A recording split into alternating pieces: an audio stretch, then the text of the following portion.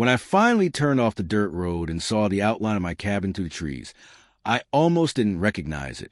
3 years had passed since I'd last driven up that winding trail in northern Idaho, the one that felt like home long before I ever signed the deed. Back then, I'd left in a hurry. My wife, June, had been diagnosed with cancer, and her treatments had taken us down south to be near her doctors. After she passed, I just didn't have the heart to come back. That cabin held too many memories.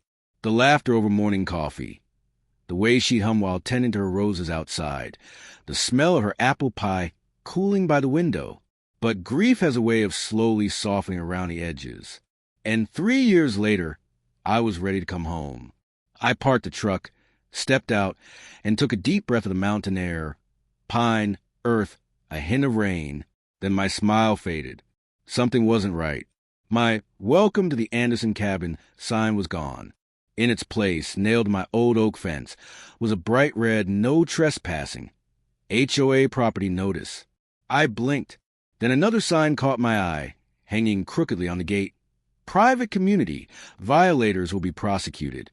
I stood there for a long moment, the crunch of gravel under my boots the only sound. Then I laughed, a bitter, hollow laugh. The nearest neighborhood was a good 5 miles away. I built this place with my own 2 hands, long before any homeowners association sprouted nearby. But there it was, freshly painted, laminated, official-looking HOA signage plastered all over my property. I unlocked the gate and drove through. The road was freshly graveled, not my doing. The shrubs near the porch were trimmed, and the mailbox, which I'd installed myself 20 years ago, had been replaced with a newer one stamped Creekside Estates HOA. My pulse started to quicken. Inside, I braced myself before opening cabin door. Dust, cobwebs, but otherwise, everything was just how I'd left it, except the framed picture of June was gone from the mantel. My stomach turned cold. Someone had been inside. I walked out onto the porch, trying to gather my thoughts. That's when I heard the crunch of tires behind me.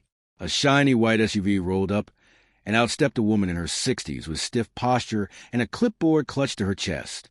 Perfectly ironed khakis, pastel sweater, big sunglasses. You could smell the entitlement before she even opened her mouth. "Excuse me," she called sharply. "This property is private. You need to leave immediately." I stared at her. "This is my property." She tilted her head, gave me a tight smile. "Oh, no, sir. This cabin was deemed abandoned 3 years ago. It now falls under Creekside Estates jurisdiction. You're trespassing." I had to take a moment to process that. "Abandoned?"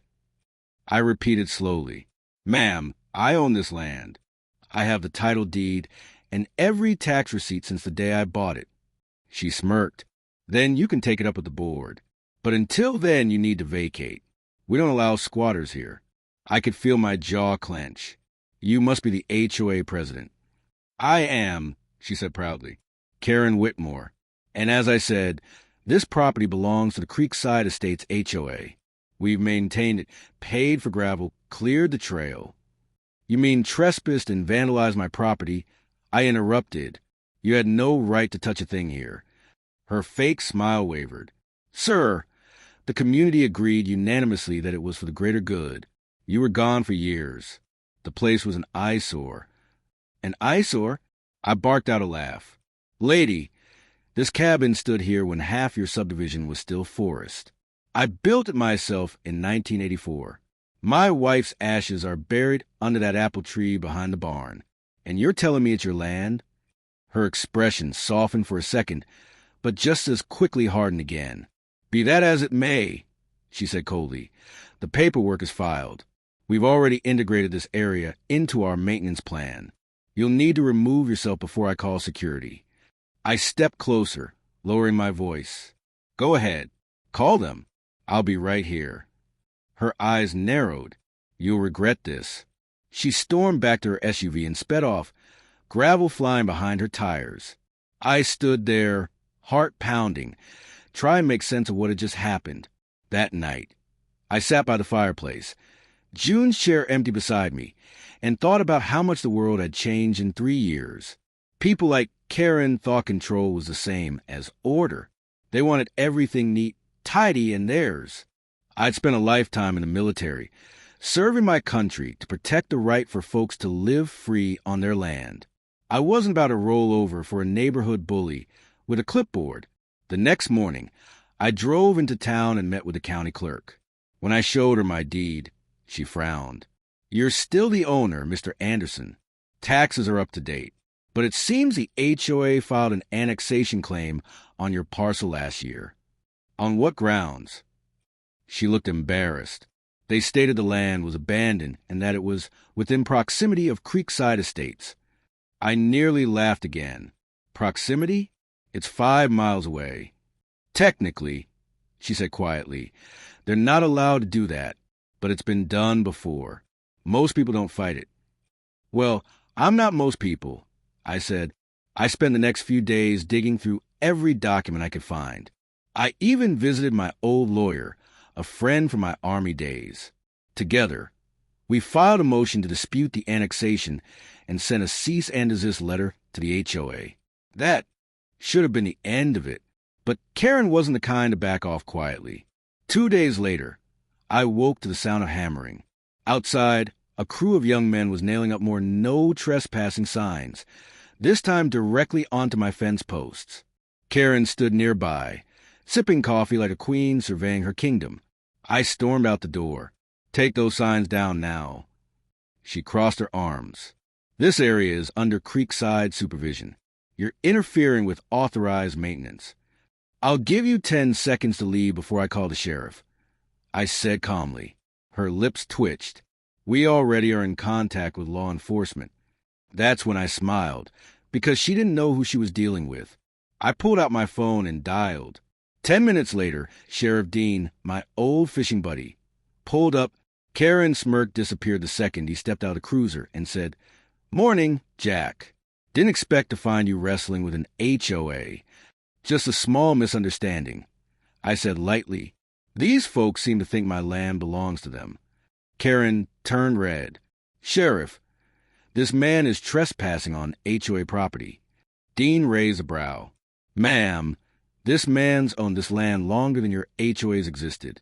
I went to his wife's funeral right here. You're the trespasser." Karen sputtered. But the paperwork doesn't hold up." Dean cut her off. "You and your crew need to clear out before I start writing citations." Her men dropped their hammers immediately. She stood frozen, humiliated, as Dean tipped his hat at me. "Good to see you back, Jack. The mountain's been too quiet without you." That night, as the sun set behind the ridge, I sat on the porch with a glass of whiskey, listening to the wind in the pines. I thought about June, about how much she loved this place, not for its beauty, but for its peace. The world has too many Karens, too many people trying to own things that were never theirs to begin with. A few days later, I got a letter from the county confirming that the HOA's annexation had been revoked. I also got a handwritten note from one of the workers who'd been with Karen that day. It said, "Mr. Anderson, I wanted to say I'm sorry. My granddad served with you. He told me you taught him what honor means. I shouldn't have helped him.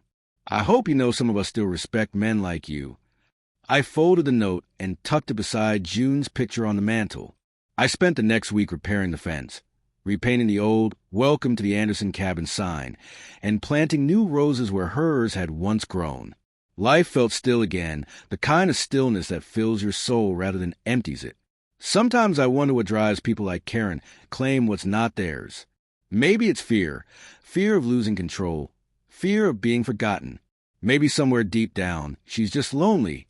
But me? I learned long ago that peace doesn't come from power. It comes from knowing what's truly yours, your memories, your character, your freedom. The cabin's quiet again these days.